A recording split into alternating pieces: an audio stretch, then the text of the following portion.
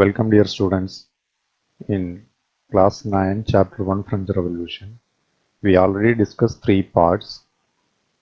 In part 1 we discussed France in 18th century, French society in the late 18th century, the struggle to survive, the emergence of the middle class and French philosophers. Then in part 2 the outbreak of revolution, the following things we discussed: a state general, voting in a state general, tennis court oath, outbreak of revolution and result of the revolt.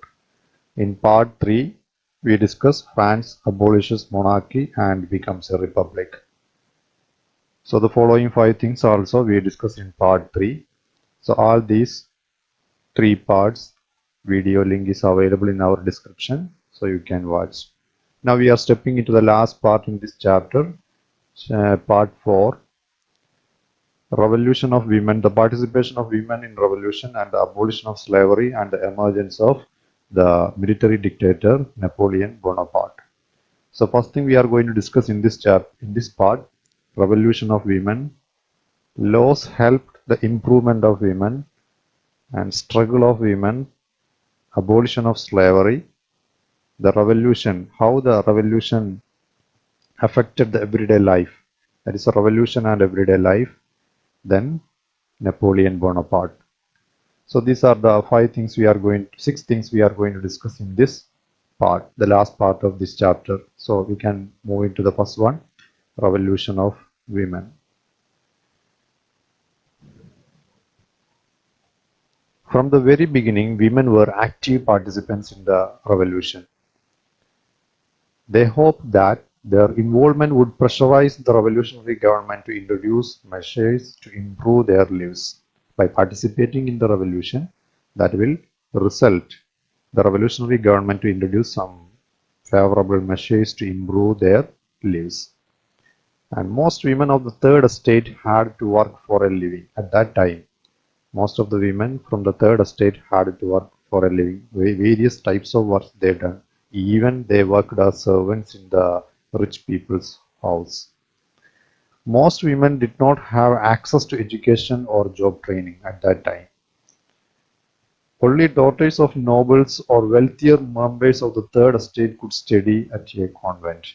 The facility only got for the educational purpose. Only the daughters of nobles or the wealthier members of the third estate only got the facility for education and job training. Working women had also to care for their families and to do household work. Those who are working, they have to work for a long time, and also after that they have to complete their household work also. And their wages were lower than those of women. This was the condition of women at that time. In the revolution of women, women started their own political clubs and newspapers to raise their voice and interest. About 60 women's clubs came up in different parts of French cities. The Society of Revolutionary and Republican Women was the most famous among these clubs. The main demands was that women enjoy the same political rights as men. They disappointed that the Constitution of 1791 reduced them to passive citizens. They demanded the right to vote. So, women started their own political clubs and newspapers. There were 60 women's clubs came up in different French cities, and among these 60 clubs, the most important one was the Society of Revolutionary and Republican Women. What was their main demand? Same political rights as men, but they were disappointed when the Constitution of 1791 reduced them to passive citizens. So they demanded the right to vote. Then what are the laws help the improvement of women? In the early years, the revolutionary government introduced laws that helped improve the lives of women. After the revolution, when France came to the hands of the Jacobins Club under Robespierre, that is in the early years, the revolutionary government introduced laws that helped improve the lives of women. The creation of state schools. Schooling was made compulsory for all girls. These are some of the provisions in that. Fathers could no longer force them into marriage against their will.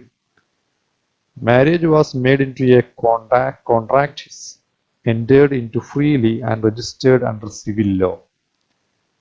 So, fathers could not force the girls for marriage against their will, and also marriage made into a contract entered into freely and registered under civil law.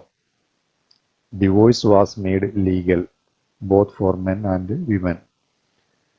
Women could now train for jobs, could become artists, or run small businesses. These type of various laws introduced by the revolutionary government for the improvement of women. That is, the laws help the improvement of women. Then, what is the struggle of women?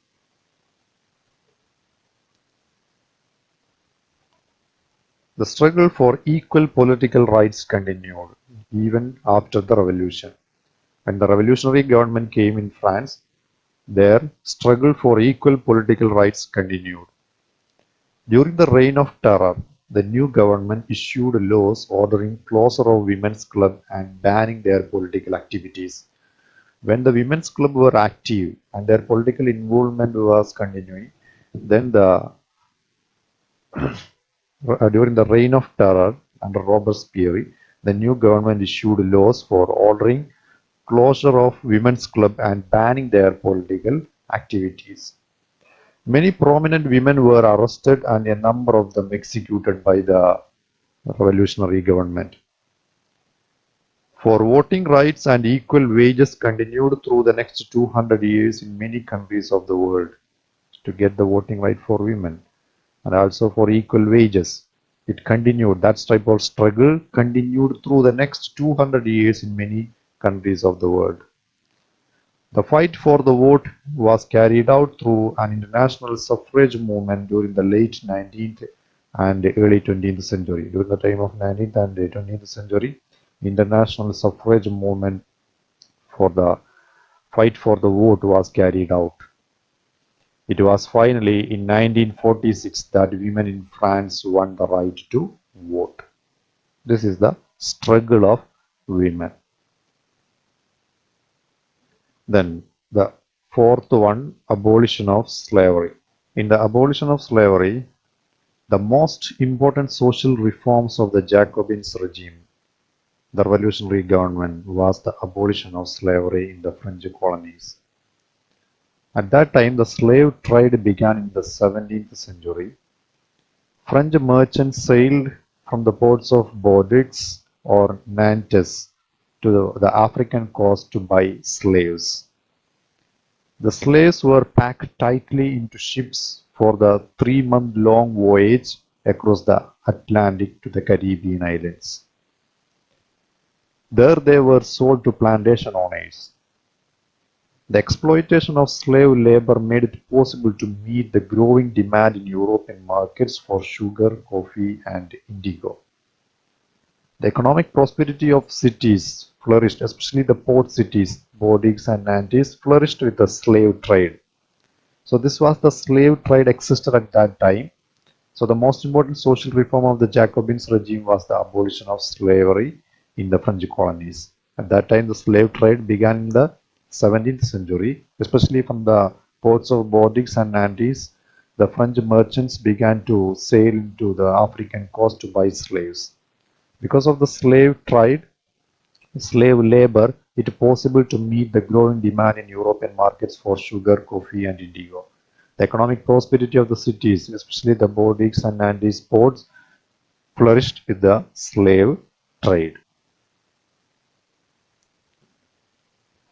Throughout the 18th century, there was little criticism of slavery in France. At that time, slavery existed. It was existed a slave trade, especially from Africa to Caribbean islands and America. The slave trade flourished at that time. So throughout the 18th century, there was little criticism of slavery in France. Some of the people began to criticize the slavery. The National Assembly had long debates over this matter about the abolition of slavery and about the rights of the slaves, such as the discussion, long debates held in the National Assembly in France, but it did not pass any laws because of the opposition expected from businessmen. It did not pass any laws fearing opposition from businessmen. Finally, the convention which in 1794 legislated to free all slaves. It was a short-term measure. 10 years later, Napoleon reintroduced slavery. Slavery was finally abolished in French colonies in 1848. This was the history about the abolition of slavery in France. Then the fifth one, the revolution and everyday life. How the revolution affected the everyday life of the people. After 1789, in France saw many changes in the everyday lives of men, women and children. The revolutionary governments passed laws that would translate the ideas of liberty and equality into everyday practice. One important law was the abolition of censorship during the time of, especially in the old regime. Old regime means before the French Revolution, under the monarchies. In the old regime, all written materials and cultural activities such as books, newspapers, plays could be published or performed after approved by the censors of the king. So, without the approval, without the permission of king, no one can write anything freely in books, newspapers, or to perform any plays. This was the censorship imposed by the monarchies in the old regime. That censorship abolished. That was one of the important law, was the abolition of censorship. Now the Declaration of the Rights of Man and Citizen proclaimed freedom of speech and expression to be a natural right. So because of the abolition of the censorship and also the Declaration of Rights, every citizen got the freedom of speech and expression to be a natural right. So newspapers, pamphlets, books and printed pictures flooded in the towns of France from where they traveled rapidly into the countryside. All these carried out the ideas of liberty and justice. So this is the way the revolution affected the everyday life of people. Almost all of them got the freedom of speech and expression, whatever their ideas, through newspapers, pamphlets, books, and printed pictures that came into the towns of France from where they rapidly reached into the countryside.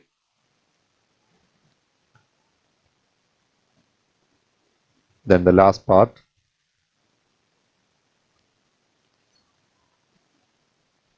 In 1804, Napoleon Bonaparte crowned himself the Emperor of France.